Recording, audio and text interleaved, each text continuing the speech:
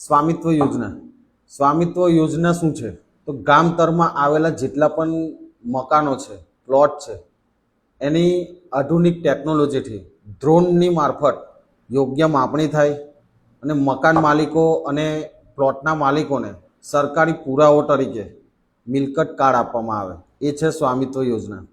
એનો મુખ્ય ઉદ્દેશ છે કે ગામના વિકાસમાં વધુ અસરકારક રીતે કામ કરી શકાય. રોડ રસ્તા હોય, ગટર વ્યવસ્થા હોય, પાણી વ્યવસ્થા હોય, એને વધુ યોગ્ય રીતે કોઈ પણ વાદ વિવાદ વગર બનાવી શકાય છે.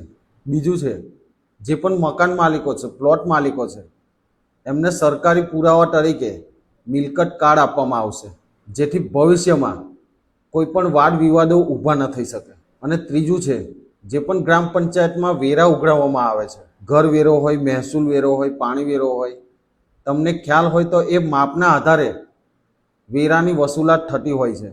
તો આ યોજના હેઠળ વધુ અસરકારક રીતે અને લોકો સમજી શકે તે રીતે વેરાની ઉઘરાણી થઈ શકશે, નહીં કે આડેધડ ગ્રામ પંચાયત વેરા ઉઘરાવી શકશે. તો આવા ઘણા ફાયદાઓ સ્વામિત્વ યોજનાના છે. આગળના વિડીયોમાં સ્વામિત્વ યોજના વિશે વધુ વાત કરીશું. ચેનલને ફોલો કરો અને વિડીયોને વધુમાં વધુ શેર કરવા વિનંતી. ધન્યવાદ. જય હિન્દ, જય ભારત.